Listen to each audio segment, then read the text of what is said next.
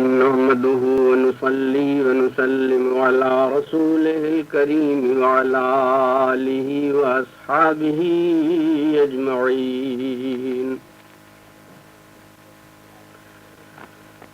گفت واسجد واقترب یزدان ما،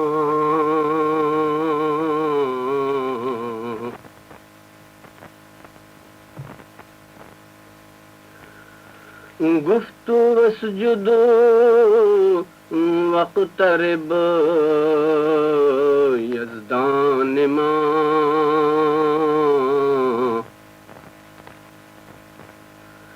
قرب جان شد سجدہ ابدان ما،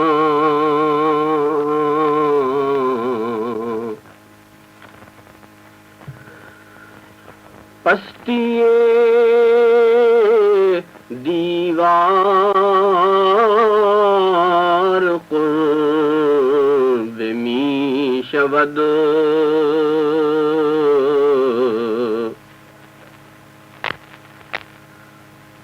فصل او درمان وصل می شود،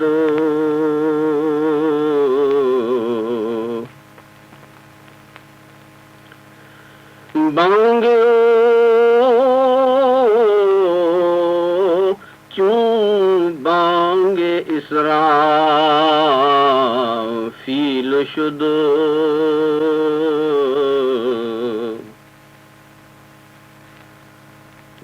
مردہ را زی زندگی تحویل شد،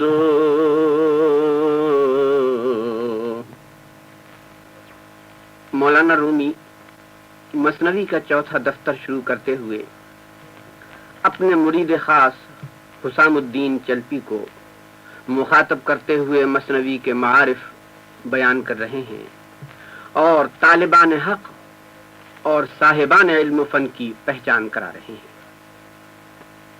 وہ صاحبان علم جو مثنوی سے استفادے کی اہلیت رکھتے ہیں. حسام الدین چلپی آپ کے مرید خاص اور خلیفہ اعظم ہیں.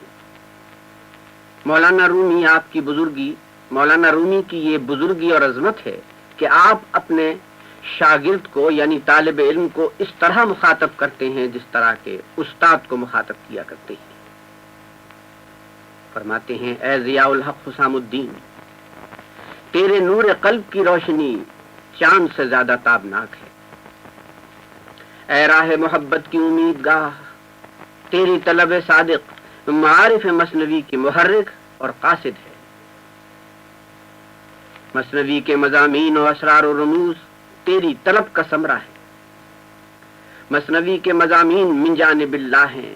اصحاب بصیرت جانتے ہیں کہ یہ کتاب سراسر الہامی ہے. فرماتے ہیں الفاظ میرے ہیں، کہنے والا کوئی اور ہے.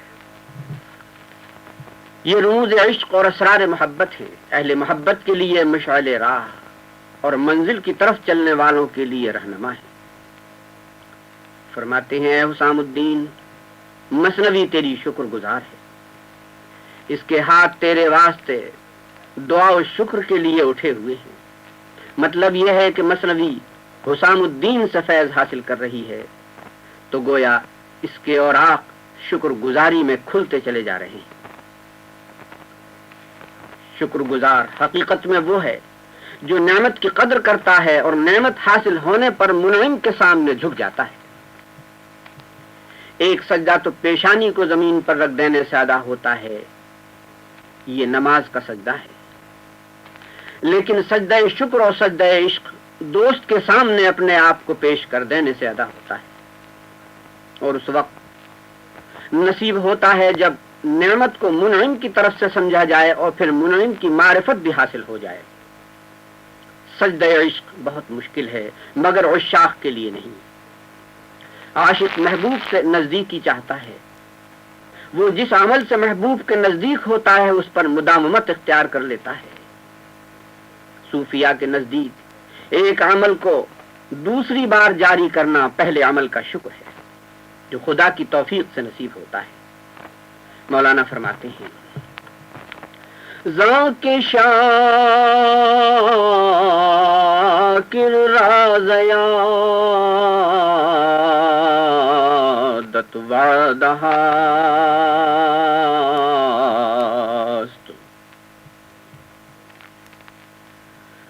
آنچنا کے قرب مزد سجدہ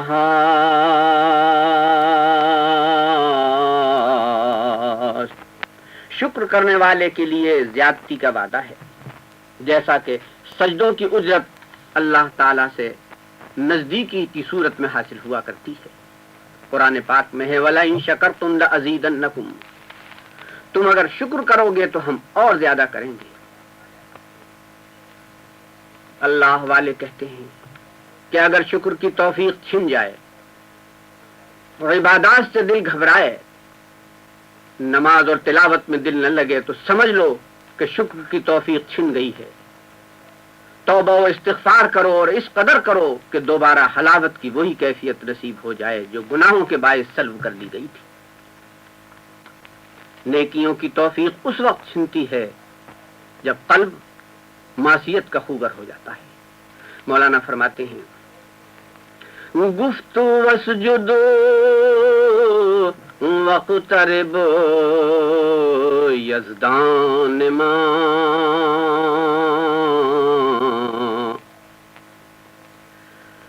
قرب جان شد سجدہ ابدان ما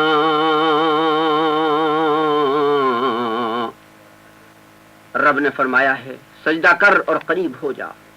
جسموں کے سجدے روحوں کو قرب کر دیتے ہیں اور روحوں کو قربت نصیب ہو جاتی ہے۔ مولانا شریعت کی اہمیت بتا رہے ہیں کہ ظاہری سجدہ، ظاہری عبادت کے بغیر روحانی قرب نصیب نہیں ہوتا۔ سجدے کا مفہوم بتانے کے خاطر ایک تمثیلی حکایت سناتے ہیں کہ ایک پیاسا نہر کے کنارے اونچی دیوار پر بیٹھا ہوا پانی کی طرف تک رہا تھا۔ دیوار بلند تھی، وہ پانی تک نہیں پہنچ سکتا تھا۔ فرماتے ہیں بر لبے جو بود دیوار بلند برسرے دیوار تشنا درد مند۔ ایک نہر کے کنارے پر ایک اونچی دیوار تھی، دیوار پر مصیبت زدہ پیاسا بیٹھا تھا کہ تشنگی پانی کی بھی ہوتی ہے اور دیدار دوست کی بھی۔ دیوار اینٹوں کی بھی ہوتی ہے اور تشخصات اور بڑائیوں کی بھی۔ وہ دیوار اس کے لیے پانی سے روک تھی اور وہ پانی کے لیے مچھلی کی طرح تڑپ رہا تھا۔ طلب سچی ہو، طلب صحیح ہو تو مطلوب تک پہنچنے کی راہ نکل آتی ہے۔ اس کے دل سے ایک آہ نکلی، بے چین ہو کر فریاد کی تو آسمانوں میں ہلچل مچ گئی۔ اس کو ایک تدبیر سوجی، اس نے دیوار سے اکھیڑ کر پانی میں ایک اینٹ پھینکی۔ اس کے کان میں پانی کی پکار آواز کی طرح آئی، وہ پانی کی آواز سن کر مست ہو گیا۔ اب وہ اینٹیں اکھیڑ اکھیڑ کر پانی میں پھینک رہا تھا۔ دیوار نیچی ہوتی جا رہی تھی، پانی قریب آتا جا رہا تھا۔ آدمی اپنی بڑائی، کبر و غرور اور انانیت کے دعووں سے جس قدر دستبردار ہوتا ہے، اسی قدر بحر معرفت کے قریب ہوتا چلا جاتا ہے۔ پیاسا پانی میں اینٹ پھینکتا تو پانی سے چھناکے کی آواز آتی۔ بانگے او چوں بانگے اسرافیل شدو مردارا زی زندگی تحویل شدو۔ اس کی آواز سورہ اسرافیل کی طرح تھی جس سے مردوں کو زندگی حاصل ہوتی ہے۔ آدمی اپنے ذاتی اعتبارات اور تشخصات سے بے پرواہ ہوتا ہے تو خدا کے سامنے جھکنا شروع ہو جاتا ہے۔ اس کا قلب روحانی احوال و قواعد سے مسرور اور متکیف ہو کر ایک ذات کا طالب ہو جاتا ہے۔ پیاسے سے پانی نے شکایت کی کہ تو کیوں اینٹ پھینک رہا ہے، تجھے اس پھینکنے سے کیا مل رہا ہے؟ اس نے کہا مجھے دو فائدے حاصل ہو رہے ہیں، ایک تو یہ کہ اس بہانے سے میں پانی کی آواز سن رہا ہوں، یہ آواز پیاسے کے لیے ابر کی طرح ہے جس سے پانی کی امید ہوتی ہے، یہ اسرافیل کی آواز کی طرح ہے جو مردے کو زندہ کر دیتی ہے، یہ موسم بہار میں اس گرج کی طرح ہے جو چمن میں زندگی کا پیغام لے کر آتی ہے، یہ پیراہن یوسف کی خوشبو کے مانند ہے جو حضرت یعقوب کو محسوس ہوئی تھی، یہ شفاعت کا وہ پیغام ہے جو حشر میں گنہگاروں کو آن حضرت صلی اللہ علیہ وسلم کی جانب سے ملے گا۔ کہنے لگا دوسرا فائدہ یہ ہے کہ اینٹ اکھاڑتا ہوں تو پانی کے قریب ہو جاتا ہوں۔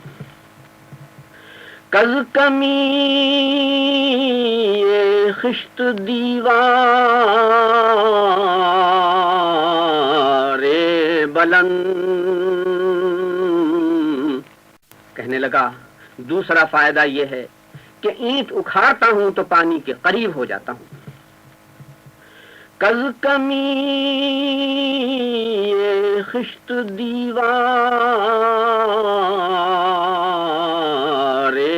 بلند، پست تر گردد بہر دفاع کے کن۔ مولانا فرماتے ہیں اس لیے کہ اونچی دیوار ایک اینٹ کی کمی سے جتنی بار اینٹ اکھڑتی ہے کم ہوتی چلی جاتی ہے اور نیچی ہوتی چلی جاتی ہے۔ پستی دیوار قرب می شود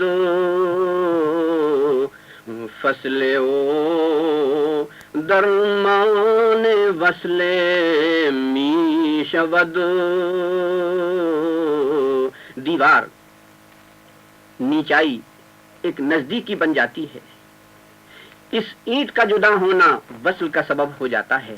آدمی انانیت کے دعووں اور بڑائی کے تصور سے دور ہوتا ہے، اتنا ہی اللہ کے قریب ہوتا چلا جاتا ہے۔ اللہ کو عاجزی پسند ہے،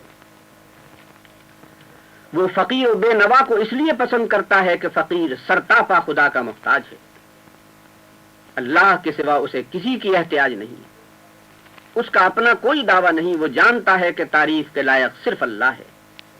یہ روحانی سجدہ ہے جو جسمانی سجدے کے بدولت نصیب ہوتا ہے۔ بتایا یہ جا رہا ہے کہ شریعت راستہ ہے طریقت کا،